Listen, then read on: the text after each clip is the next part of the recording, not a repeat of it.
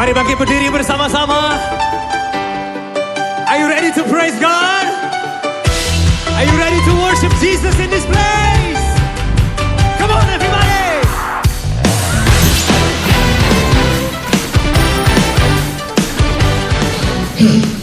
Yang saudara harus paham bahwa akhir zaman itu telah dimulai dari kedatangan Yesus yang pertama. Ini yang sudah kita harus sadar betul, ya, bahwa akhir zaman itu sudah dimulai dari kedatangan Yesus yang pertama. Berarti saudara, akhir zaman itu durasinya sudah kurang lebih 2000 tahun, ya, itu akhir zaman. Berarti saudara, kita sudah ada di ujung daripada akhir zaman ini, ya. Kita sudah ada di bagian akhir daripada akhir zaman. Kenapa saya berkata kita ada di bagian akhir? Karena menurut Yesus, ketika dia sampaikan pesan kepada Herodes, ya, dia bilang bahwa dia akan bekerja menyembuhkan orang sakit, ya, sudah mengusir setan itu dalam 2 hari, dan pada hari ketiga dia akan selesai, dia istirahat. Dan saudara, 2 hari yang dimaksud Yesus ketika dia bicara kepada Herodes itu bukan 2 hari 2 kali 24 jam, tetapi yang dimaksud Yesus 2 hari itu, saudara, adalah 2 harinya Allah. Dan 1 hari Allah untuk orang manusia adalah 1000 tahun. Berarti saudara, 2 harinya Yesus, 2 harinya Allah, itu berarti saudara 2000 tahun. Nah, sekarang saudara, kita 2000 tahun itu bukan tahun 2000, ya saudara, jelas itu bukan tahun 2000. Karena durasi pekerjaan Yesus saudara dilakukan selama 2 hari, saudara, yaitu 2000 tahun. Nah, sekarang saudara, kalau Yesus itu melakukan pekerjaan yang dimaksud adalah melalui pekerjaan roh, maka berarti saudara, itu dimulai dari kurang lebih tahun 29 tahun 30 Masehi, ya saudara, tahun 29 tahun 30 Masehi. Dan 2000 tahun saudara berarti sampai pada tahun 2030, ya, itu kalau kita hitung dari pencurahan Roh Kudus, di mana Yesus bekerja dalam gerejanya untuk mengusir setan dan menyembuhkan orang sakit dan sebagainya, saudara, dalam pelayanan Roh Kudus. Itu berarti saudara 2030 kalau dimulai dari tahun kita, ya, yaitu tahun 29 atau tahun 30 Masehi, ketika Roh Kudus dicurahkan pada pertama kali. Nah, berarti saudara, tinggal sedikit waktu, kalau kita pakai waktu ini, tinggal sedikit waktu saudara, itu akan selesai pekerjaan. Dan artinya saudara, kalau kita pahami firman, kita setelah 2 hari 2000 tahun, ya, dalam Yesus bekerja, ada 1000 tahun, yaitu hari ketiga, yang dipakai saudara dalam beristirahat. Dan itu kita kenal dengan 1000 tahun damai. 1000 tahun damai saudara, itu terjadi di bumi ini, ya, bukan di bumi baru. Jadi 1000 tahun damai saudara itu di bumi kita, ya, bukan di bumi baru. Nah saudara, dan kalau saya lihat bagian ini, maka berarti saudara, kita sudah sangat-sangat dekat dengan selesai masa kita, ya. Artinya saudara, kiamat itu yang orang maksudkan dengan kata kiamat, kedatangan Yesus, maka itu berarti sudah sangat dekat, sudah dibuka pintu untuk segera terjadi, saudara. Dan saya lihat apa yang dibicarakan oleh Yesus tentang akhir zaman itu benar-benar saudara sedang kita hadapi sekarang. Yesus bicara tentang akhir zaman dalam Matius 24 Markus 13, Lukas 21. Jadi ada 3 buku yang mencatat tentang khotbah Yesus mengenai akhir zaman. Matius pasal 24, Markus pasal 13, Lukas pasal 21. Oke, saudara, Matius 24 ayat 9 sampai dengan ayatnya yang ke-14 ya. Saya baca ayat 9, saudara, ayat 10. Ayo. Pada waktu itu kamu akan diserahkan supaya disiksa, dan kamu akan dibunuh dan dibenci semua bangsa oleh karena namaku. Ayat 10, saudara. 2, 3.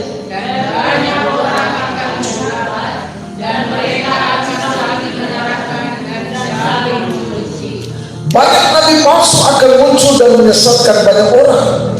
Saudara, ayat 12. Dan karena banyak kedurhakaan, maka pasti kebanyakan orang akan menjadi ini. Tetapi orang-orang yang bertahan sampai pada kesudahannya akan selamat.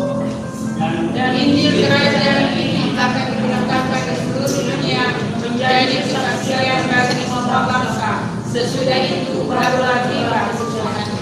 Oke, saudara-saudara, Alkitab bicara pada waktu itu kamu akan diserahkan supaya disiksa, dan kamu akan dibunuh dan akan dibenci semua bangsa oleh karena namaku.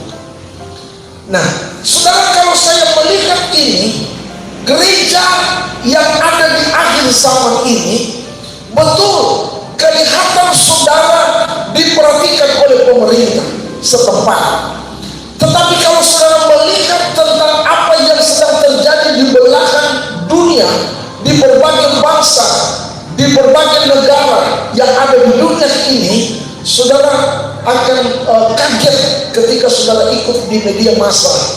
Di sana diceritakan tentang bagaimana gereja itu dihancurkan, bagaimana gereja itu ditutup, bagaimana orang-orang yang beribadah kepada Tuhan itu dihambat dan sebagainya dan seterusnya. Ya, saudara, kita lihat bahwa sampai kepada pengurusan izin dan semua kebebasan untuk melaksanakan ibadah itu diperketat, itu dipersempit, itu seolah-olah dikekang. Memang seperti di Bitung, saudara, di Sulawesi Utara, di Indonesia itu diperhatikan dan itu luar biasa ya. Tetapi saudara, kita harus lihat bahwa apa yang sedang terjadi di berbagai daerah, berbagai negara dan sebagainya. Nah, sekarang yang saudara perlu catat ya, saya mau, karena ini ada beberapa sesi yang saya akan bicara dalam bagian ini. Maka saudara, dari sesi pendahuluan ini, awal ini, saudara, saya mau sorot untuk hal ini seperti ini, saudara. Coba perhatikan dengan baik. Akibat dari gereja itu dimusuhi, akibat dari gereja itu dibenci, akibat gereja itu ditentang, yang terjadi adalah, saudara, kalau melihat ayat 10, 11, 12, 13, 14, yang terjadi adalah terjadi kemurtadan. Ada murtad. Siapa yang murtad? Gereja.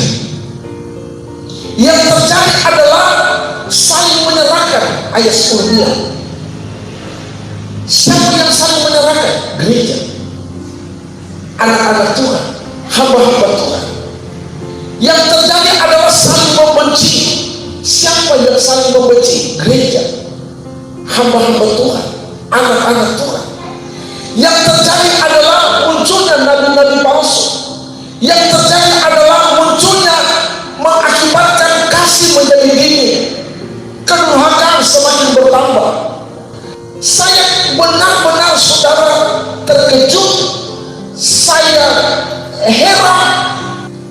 Pendeta A menghujat pendeta B, sama-sama pendeta, sama-sama Kristen, sama-sama gereja, saudara, mereka mulai saling menghujat. Benar, ada pendeta-pendeta di media sosial yang menyampaikan firman Allah dengan isi Alkitab. Tapi bukan ranahnya untuk kita mau komplain, saudara ya. Biar saja dia berurusan dengan Tuhan dalam penyesatan.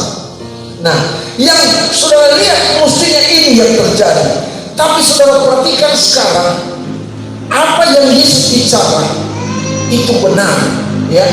Mereka akan saling menyerahkan uang, ya. Waktu kata ini muncul, saudara, saya mulai berpikir begini, bagaimana bisa sesama kita saling menyerahkan? Ikuti sekarang, benar. Kita saling menyerahkan, kita saling membenci dan sebagainya, ya. Bahkan tidak segan-segan untuk saling menjelekkan. Tapi sekarang saudara tolong lihat bahwa apa yang dibicarakan oleh Yesus itu sudah terjadi. Itu sebabnya saudara, saya mau berkata bahwa Torah benar-benar sudah ada di ujung akhir zaman. Kedatangan Yesus sudah tidak lama. Saudara, maaf, saya tidak bilang 2030 kiamat kedatangan Tuhan. Saya tidak mau bicara itu, ya, karena saya tidak tahu Tuhan pakai tahun mana untuk orang, tidak tahu, ya. Tapi kalau saya melihat Alkitab dari perkataan Yesus bahwa dia bekerja 2 hari, yaitu 2000 tahun, maka kalau saudara saya coba tafsir itu mulai dari pencurahan roh, berarti saudara 2000 tahun 2030, karena pencurahan roh terjadi sekitar tahun 30 Masehi, ya. Maka saudara 2000 tahun adalah 2030.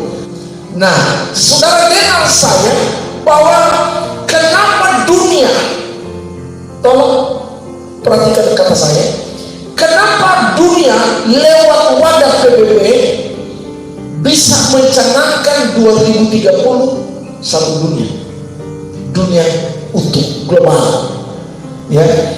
Dan untuk mencapai global secara besar-besaran ini sedunia itu, saudara, sekarang sudah mulai dipersiapkan segala sesuatu, termasuk mata uang. Dan karena dunia sekarang teknologi mengarah ke digital, maka saya mau bilang begini, saudara, sekarang era digital, ada uang digital sekarang. Bitung akan dibawa sampai ke sana. Sebab itu saudara, kalau saudara lihat sekarang kota Bitung, masuk gapura di Sagrak, di batas kota, selamat datang di Bitung, kota digital. Saudara tahu apa maksudnya? Kota digital itu adalah kota yang akan nanti saudara pergerakan di dalam, transaksi di dalam tidak lagi menggunakan uang cash, tidak ada. Jadi uang-uang yang nanti itu tidak ada gunanya, tidak ada uang cash. Mulai dari pasar tradisional sampai saudara ke pasar swalaya, mulai daripada warung sampai kepada supermarket, saudara, semua akan pakai digital, ya. Sehingga nanti saudara bayangkan sampai retribusi parkir, ya, nyata pakai doi 2000, 1000 untuk bayar parkir, tidak ada, semua nanti pakai digital, ya. Ini yang sedang ditata di kota itu. Artinya saudara, saya lihat, ya, bahwa benar-benar ini yang akan menyatu. Dan saudara tahu, uang digital ini mulai dibuat saudara oleh mereka yang ada di Amerika, di mana saudara, ya, itu dimulai dari Bitcoin dan apalagi ada banyak sekali nama uang digital. Sekarang saudara, orang beli uang digital dengan harga dolar, dengan harga rupiah dan sebagainya, ya. Satu koin itu ada berapa dolar, ya, satu koin itu ada berapa rupiah, ya, itu dibeli. Dan nanti saudara, itu yang akan terjadi transaksi di mana-mana dengan uang digital ini. Jadi saudara tidak perlu dompet lagi di kantong, saudara tidak perlu lagi saudara uang receh di kantong, tidak perlu. Kenapa saudara? Karena semua transaksi akan lewat ini, ya.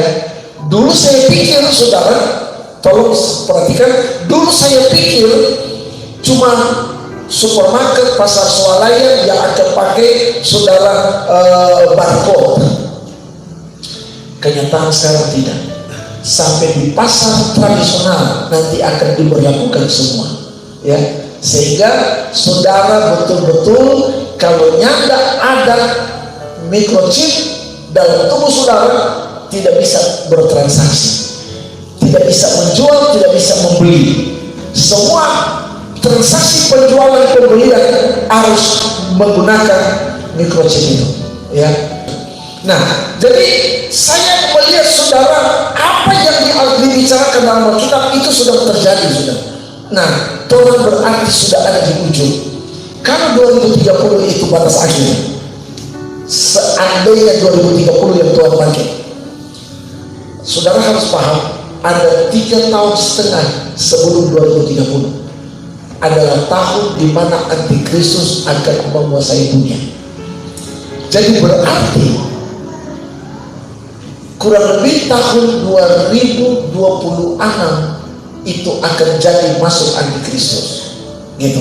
Kalau 2030, sekali lagi saudara, saya tidak bilang 2030 itu pasti, tidak. Tapi kalau itu yang Tuhan pakai tolak ukur tahun Masehi, maka berarti saudara potong 3 tahun sekali, sekitar tahun 2026 itu munculnya Antikristus. Saudara tahu maksud saya? Ini tahun berapa? 2021. 2021 orang sudah ada di meterai ke-6. Meterai ke-7 sebentar lagi berarti terbuka. Di mendahului meterai ke-7 saudara ada pencurahan roh 2 kali ganda. Ketika roh 2 kali ganda, hujan awal hujan akhir dicurahkan saudara, maka akan terjadi kegerakan rohani besar. Setelah kegerakan rohani besar saudara, maka yang akan terjadi adalah penyempurnaan gereja. Sehingga waktu dalam penyempurnaan gereja, maka orang yang jahat yang akan bisa bertobat. Saudara tolong dengar saya, orang jahat tidak mungkin akan bertobat. Kenapa? Karena Alkitab bilang yang jahat akan semakin jahat. Dia sulit untuk berubah Allah, ya. Kalau pergerakan rohani berjalan, itu akan terjadi. Sehingga saudara, gereja akan dibawa pada penyempurnaan, baru meterai ke-7 dibuka. Kalau meterai ke-7 dibuka sebelum Antikristus masuk pada sangkakala, penyimpan sangkakala ketiga, orang akan tahu siapa Antikristus. Sangkakala kelima dia pegang kuasa kendali dunia, ya. Maka sangkakala ke-6, sangkakala ke-7 gereja sudah ada di dunia. Maksudnya sudah ada di sini, saudara. Rupa orang di Madiun, nyata lagi di Madiun. Kenapa? Karena orang akan dibawa oleh Allah, oleh Roh Kudus ke padang belantara. Orang ada di sana, ya. Orang akan diungsikan selama 3,5 tahun. Jadi Antikristus di dunia kuasai orang di tempat pengungsian. Saudara tanya, di mana tempat pengungsian itu? Di angkasa? Tidak, di dunia. Bagaimana caranya Allah melindungi Tuhan? Saudara pernah ingat peristiwa waktu Mesir kejar Israel ketika mereka keluar dari Mesir, ya? Waktu Israel sudah keluar dari Mesir, Firaun baru sadar, wah, kita sudah kehabisan orang, kita kehabisan tenaga. Siapa yang akan membangun kota-kota ini? Ya, siapa yang akan bekerja menjadi budak Fortuna? Maka saudara, dia ambil ulang saudara perintah dan mereka kejar bangsa Israel.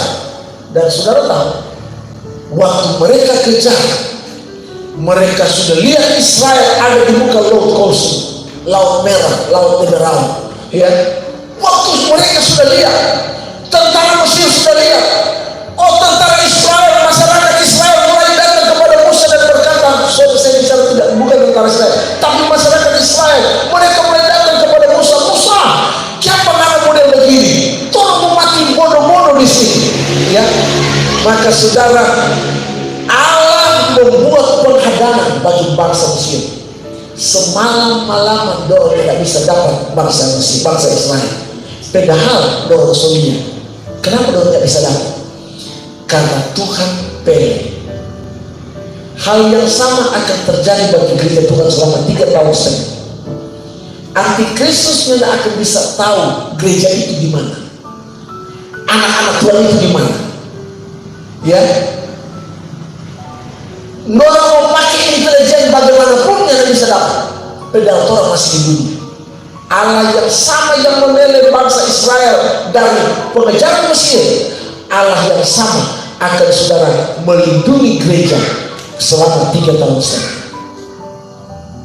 Dan kalau itu sudah harus terjadi seperti saya bicara tadi, berarti tahun 2021 kurang lebih 5 tahun di depan kondisi ini terjadi. Ya, artinya orang di waktu singkat. Sekarang apa yang orang mesti buat? Kenapa gereja saling menyerahkan? Kenapa gereja bisa murtad? Kenapa gereja saling membenci? So tahu kenapa? Saya membawa saudara untuk lihat Matius 25. Ayo, tolong pergi ke Matius pasal 25. Ayat 1 sampai ayat 13. Tolong usah baca semua. Tapi saya berharap saudara bisa tahu tentang cerita ini. Pasal 25 ada tema di atas, gadis-gadis yang bijaksana dan gadis-gadis yang bodoh. Yang dimaksud gadis-gadis adalah gereja. Gereja itu diibaratkan perempuan. Kenapa? Karena nanti gereja secara itu akan menikah dengan Yesus sebagai mempelai laki-laki. Nanti saudara orang boleh akan belajar ya dalam minggu depan ada ibadah semalaman. Jadi minggu depan tanggal 27 tidak ada ibadah model begini, tapi orang akan bikin ibadah itu dari jam 10 malam sampai pagi, sampai subuh, sampai jam 5 atau jam berapa lah ya saudara. Dan nanti saya coba akan jelaskan di sana tentang saudara kondisi tadi ya, keadaan itu. Nah, sekarang saudara tolong lihat kenapa gereja bisa ibarat itu diibaratkan sebagai perempuan. Dan yang menarik di sini adalah gadis yang bijaksana dan gadis yang bodoh itu perbandingannya berapa? 5 yang bijaksana, 5 yang bodoh. Kenapa tidak 9 bijaksana 1 bodoh? Kenapa tidak 6 bijaksana 4 bodoh? Artinya saudara mestinya lebih banyaklah gereja yang benar. Tapi kenapa Allah buat perbandingan yang sama, 5 bijak 5 bodoh? Artinya saudara benar.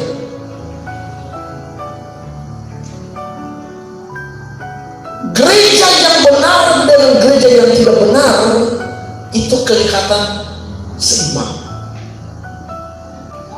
Ya, yang bijaksana dengan yang bodoh seimbang kelihatan. Nah, sekarang saudara tolong lihat apa yang terjadi dengan gereja-gereja, baik yang bijaksana, baik yang bodoh. Apa yang terjadi saudara? Coba lihat ayat 5 saja kita baca. Ayat 5. Ayo, Matius 25 ayat 5. Ya, Matius pasal 25 ayat 5. Ayo, orang baca sama-sama. 2, 3. Tetapi karena mempelai itu lama tidak datang-datang juga, mengantuklah mereka semua, lalu tertidur. Siapa yang tertidur? Gadis bodoh? Tidak. Gadis bijaksana juga tertidur. Artinya saudara, karena lama mempelai itu tidak datang-datang juga.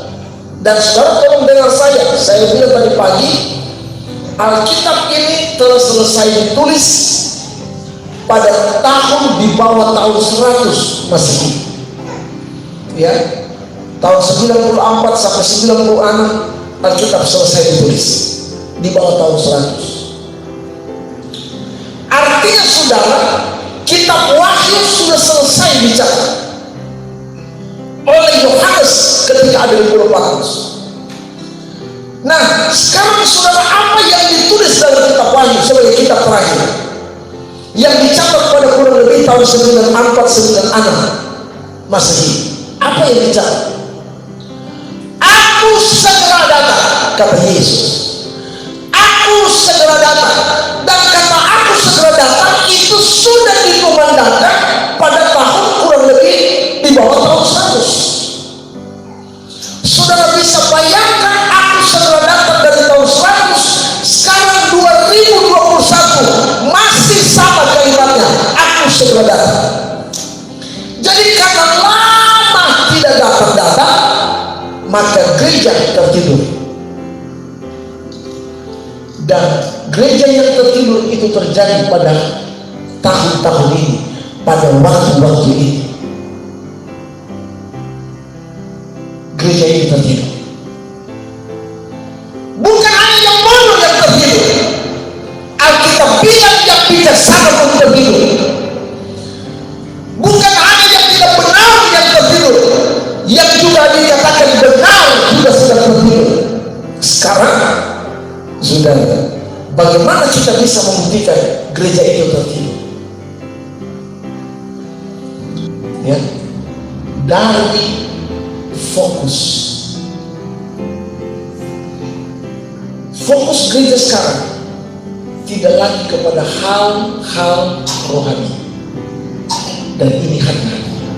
Saudara masih lebih suka nonton sinetron daripada baca Alkitab. Saudara lebih suka nonton sinetron daripada nonton ibadah, live streaming. Itu tanda gereja hidup. Ketika yang kita sukai, yang kita cintai, yang kita minati adalah hal-hal duniawi, itu berarti kita sedang tidur rohani yang menang. Dan Alkitab bilang kita mesti siuman, kita mesti waspada, kita mesti berjaga-jaga. Ya, gereja yang bangun adalah gereja yang waspada. Gereja yang bangun adalah gereja yang siaga. Gereja yang bangun adalah gereja yang sadar. Kita mesti hidup hati-hati. Ya, sebab sekarang gereja sedang dimanjakan, saudara. Dulu pendeta-pendeta Pentakosta berani nyandak melayani, nyandak pedoi. Mas sekarang mau melayani ada insentif. Pendeta sekarang 1,5 juta insentif. Ya, 1 bulan 1,5 juta. Jadi ada jemaat 1 bulan ada 1,5 juta. Nah, saya mau bilang saudara, kita hati-hati. Ketika kita mulai fokusnya salah, berarti kita sedang tidur. Ya, gereja mesti salah. Saat itu saudara, saya mau bilang saudara begini. Covid tahun kemarin muncul 2020, dan akibat Covid pemerintah buat larangan. Larangannya apa saudara? Tidak boleh berkumpul. Semua di rumah saja. Ikuti kegiatan semua lewat handphone. Live streaming kelihatan hadir di kamera, hadir, ya. Tapi DP orang ada di kamar mandi, DP orang ada di dapur, DP orang ada di kamar, DP orang lagi makan, DP orang lagi makan. Kalau di kamera ada, ya, saudara. Jadi saya mau saudara dengar bahwa Alkitab sudah bicara jauh sebelum kondisi ini. Ibrani 10 bilang apa? Jangan tinggalkan persekutuan. Tidak boleh tinggalkan persekutuan. Persekutuan itu begini saudara, orang duduk bersama. Bukan live streaming persekutuan. Live streaming bukan persekutuan. Ya, live streaming ini saudara tontonan, bukan persekutuan. Persekutuan orang duduk bersama seperti di dalam satu gedung, dalam satu wadah, satu tempat. Ini tuh persekutuan. Dan Alkitab bilang, orang sekali-kali jangan tinggalkan persekutuan. Malah orang semakin tingkatkan pada akhir zaman. Jadi saudara, waktu Tuhan sudah menang, ya, kedatangan Yesus sudah dekat, sudah dibuka pintu saudara. Saya melihat bahwa dalam waktu dekat di depan ini, di depan kita saudara, hari-hari depan kita itu akan terjadi pencurahan roh 2 kali ganda, dan yang membuat saudara ada kegerakan sehingga ada pemeteraian, ada penyempurnaan, dan akhirnya meterai ke-7 dibuka, perkawinan gereja. Ya, nanti kita akan bahas itu di dalam ibadah semalaman pada minggu depan. Ya, mari saudara orang datang kepada Tuhan malam hari. Kita nyanyikan satu pujian.